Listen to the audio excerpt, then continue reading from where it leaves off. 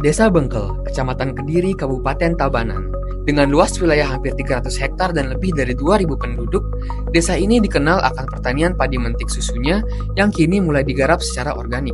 Bahkan, Subak Bengkel telah mendapat pengakuan internasional dari UNESCO sebagai salah satu Eco Hydrology Demonstration Sites. Tapi di tengah semua potensi itu, satu persoalan terus menghantui. Pengelolaan sampah.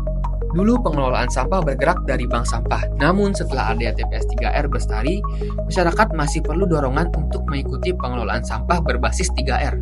Waktu itu saya melakukan pendataan bersama teman-teman BUMDes dan juga teman-teman di desa.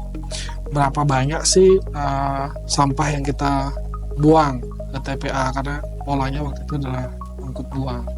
Kurang lebih ada 90 ton sampah yang bercampur waktu itu yang kita buang ke TPA setiap bulan.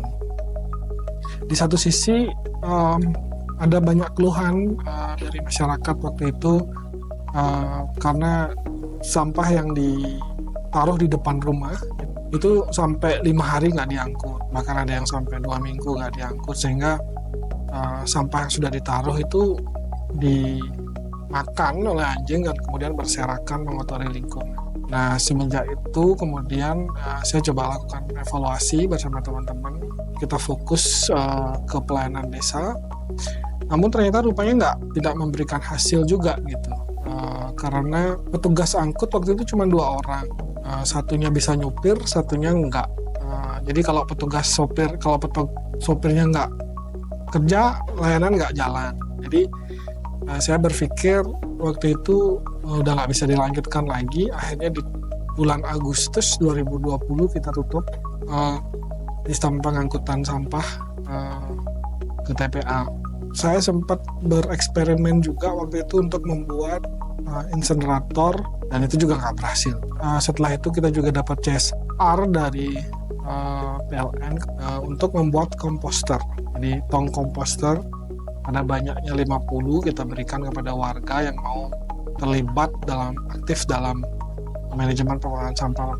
Tetapi setelah berjalan, kita evaluasi 2 minggu, kalau nggak salah kita lihatin isinya, ternyata yang diisi plastik gitu. Padahal kita sudah mengedukasi, mungkin yang kita edukasi itu tidak mengedukasi lagi keluarga lainnya. Sehingga bagi saya tidak bisa berjalan kalau itu dilakukan kemudian masif ke masyarakat. Langkah ketiga kemudian kita mulai membentuk bank sampah tanpa persiapan perencanaan anggaran. Karena saya berpikir yang harus dilakukan saat itu adalah mengedukasi masyarakat untuk melakukan pemilahan. Masyarakat itu masih bingung melakukan pemilahan, seperti apa maksudnya pemilahan ini. Jadi masyarakat waktu itu datang dengan sampah bercampur. Kita ambil sampahnya, sebagian sudah melakukan pemilahan sebenarnya. Di rumahnya masing-masing itu sudah. Cuman mereka nggak tahu mau dibawa kemana gitu. Sampah yang datang ke TPS 3R itu banyak yang tidak terpilah, tidak sesuai dengan kantong. Padahal kami sudah edukasi berkali-kali. Kami berikan kantong, sudah jelas tulisannya apa, penggunaannya apa, tapi mereka tetap tidak mau memilah. Ada juga yang sampai marah-marah datang ke TPS. Juga namanya sampah, kan tentu saja bercampur aduk. Dan kami berikan edukasi lagi pelan-pelan. Transformasi pengelolaan sampah di Desa Bengkel tidak terjadi dalam semalam. Maka dari perencanaan hingga pelaksanaan, semua dirancang agar sistem pengelolaan sampah bisa tumbuh dari dalam desa itu sendiri.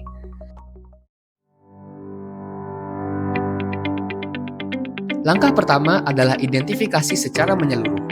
Clean Ocean Through Clean Communities bersama dengan Go Circular Solutions Indonesia bekerja sama dengan pemerintah desa untuk mengidentifikasi kondisi existing, mengevaluasi fasilitas, serta memahami tantangan sosial dan teknis di lapangan. Setelah itu, struktur kelembagaan diperkuat. 40 kader bank sampah yang sudah terbentuk di 4 Banjar ditingkatkan kapasitasnya dengan serangkaian pelatihan peningkatan komunikasi dan edukasi. Kami juga masuk langsung ke fasilitas utama desa, TPS 3R Bestari. Fasilitas ini direvitalisasi, mulai dari pengadaan bak kontainer, kanopi pemilahan, perbaikan sistem labelisasi, termometer kompos, kantong pilah 3 jenis, hingga penyusunan SOP operasional, logsheet harian, dan penunjukan koordinator baru untuk memastikan operasional berjalan dengan baik. Tidak berhenti pada pengadaan alat dan pelatihan, sistem pemantauan dan evaluasi juga diperkuat. Monitoring dilakukan secara berkala, baik terhadap pelaksanaan SOP TPS 3R, partisipasi bank sampah, hingga keterlibatan warga dalam memilah. Komitmen desa juga telah dibuktikan dengan anggaran dana pengelolaan sampah dari APBDes lebih dari 237 juta rupiah dan diperkuat oleh Peraturan Desa Pengelolaan Sampah pada 2025 yang selaras dengan arahan Peraturan Gubernur Bali.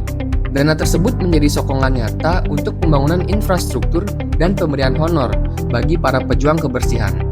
Lebih jauh lagi, model pengelolaan ini menciptakan dampak sosial yang luas, di mana dana yang terkumpul juga dialokasikan untuk subsidi silang di bidang kesehatan dan pendidikan. Artinya, setiap warga yang menjadi pelanggan layanan sampah turut berkontribusi pada pemenuhan layanan dasar mereka sendiri. Muara dari semua upaya ini menjadi ganda, mewujudkan pelayanan sampah yang merata dan berkualitas untuk 100% warga, serta memastikan layanan dasar masyarakat turut terpenuhi. Tentu kan kita nggak bisa berjalan sendiri nih dalam melaksanakan program ini. Kita dibantu sama teman-teman dari NGO dalam proses ini. Dari sisi biaya juga kita diringankan, kemudian dari sisi materi edukasi juga kita sangat diringankan. Jadi kita memiliki arah nih. Jadinya kita mau kemana dan mau ngapain gitu. Alat misalnya, berbagai macam metode yang coba kami terapkan, sehingga kita perlu evaluasi lagi alatnya. Nah, alat-alat ini yang kemudian kami diberikan bantuan oleh teman-teman dari CLCC.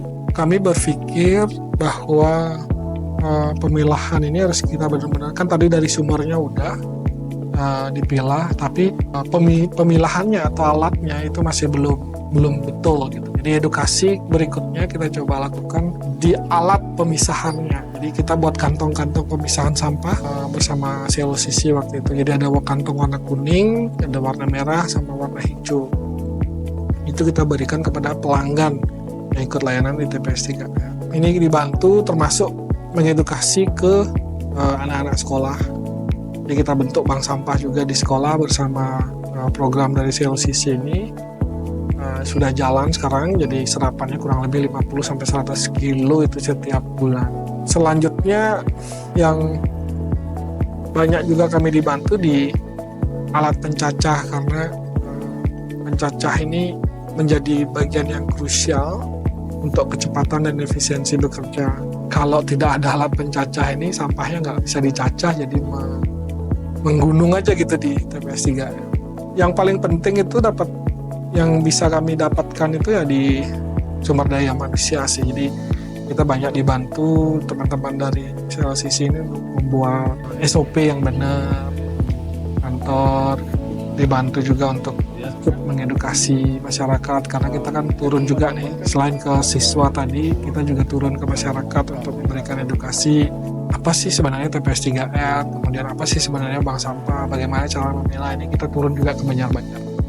Dan yang paling terasa itu adalah dari pendampingan dari CLOCC. Dari CLOCC itu kami benar-benar banyak belajar bagaimana kita, terutama di administrasi pengelolaan, kita dituntun step by step oleh mereka bagaimana kita bisa mengelola dengan baik.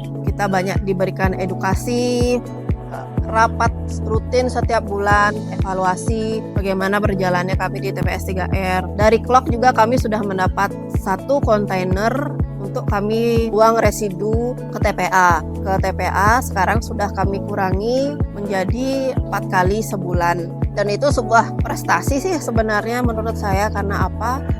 Artinya kita sudah berhasil mengedukasi masyarakat untuk membuang residunya sesuai dengan tempatnya. Semenjak pendampingan dari CLCC, Gorsik, kita sudah dibantu alat bantu untuk edukasi. Nah, saat ini sudah berangsur-angsur masyarakat mulai paham tentang pemilahan sampah rumah tangga. Setiap bulan masyarakat masih aktif membawa sampah anorganik ke bank sampah. Kalau bisa saya lihatin angka gitu, di tahun 2022 Desember kita mulai program ini, ada 139 warga yang ikut layanan sampah di rumah tangga. Nah, kemudian setelah kita melakukan berbagai macam kebijakan termasuk program kerja dengan NGO atau SCLCC, saat ini sudah ada 285 warga yang ikut program ini. Lumayan tinggi peningkatannya, hampir 100% selama kurang lebih 2 tahun. Cuman kami masih belum 100%, jadi masyarakat masih belum 100% ikut di TPS 3R karena berbagai faktor, bukannya mereka nggak mau gitu, tapi ada yang sudah bisa mengolah sampah organiknya di rumahnya, untuk anorganik mereka sudah bawa ke bank sampah dan lain sebagainya. Jadi masih terus akan berproses dan edukasi ini harus terus berjalan untuk penyadaran masyarakat, terutama anak-anak muda yang nantinya akan menggantikan generasi berikutnya. Harapan kita ke depan untuk pengelolaan sampah di Desa Bengkel ini masih berlanjut pengelolaan sampah kita, karena kalau tidak dikelola sampah dengan baik pasti akan mencemari lingkungan. Anak cucu kita ke depan menikmati seperti apa lingkungan kita kalau sampah tidak terkelola dengan baik. Harapan saya untuk Klok sih jangan berhenti ya untuk mendampingi kami, karena dengan pendampingan dari Klok itu manfaatnya sungguh terasa buat kami, terutama untuk jangan lelah untuk mengedukasi. Ya, mereka benar-benar support dari Klok ini. Kalau kita tidak ada support dari Klok juga mungkin jalannya ya gitu-gitu aja gitu loh. Tapi dengan bantuan dan support dari mereka, kita bisa memberikan pelayanan yang terbaik untuk warga. Harapan saya sebenarnya terciptanya circular economy, jadi perputaran ekonomi yang baik. Karena kan tadi saya sampaikan bahwa sampah yang kita olah di TPS 3R ini dia hasil akhirnya adalah pupuk kompos. Pupuk kompos ini kita manfaatkan untuk wilayah pertanian yang luasnya 210 hektar. Jadi potensi utamanya sebenarnya di pertanian ya, nyambung program kita di awal. Jadi sampah kita olah jadi kompos kita pakai ke wilayah pertanian. Jadi harapan saya ke depan masyarakat sudah mulai mandiri, bisa memilah sampahnya dari rumah masing-masing, bisa mengelola bahkan dari rumahnya masing-masing gitu. Sehingga kompos atau tumpukan yang sampah yang tidak terpakai itu bisa kita minimalisir. Nah, tentu dengan begitu gayung bersambut pertanian di Desa Bengkel juga tetap eksis lah. Desa Bengkel telah membuktikan bahwa pengelolaan sampah bukan sekedar urusan teknis, melainkan wujud komitmen bersama menjaga masa depan. Dari krisis bangkit, dari potensi bergerak, dan dari desa hadir perubahan yang nyata. Ini bukan akhir, ini adalah awal dari sistem desa yang bersih, mandiri, dan berkelanjutan. Mari kita biasakan untuk pilah sampah dari rumah, karena sampahku ada jawabku. Kebersihan adalah investasi untuk kita di masa depan.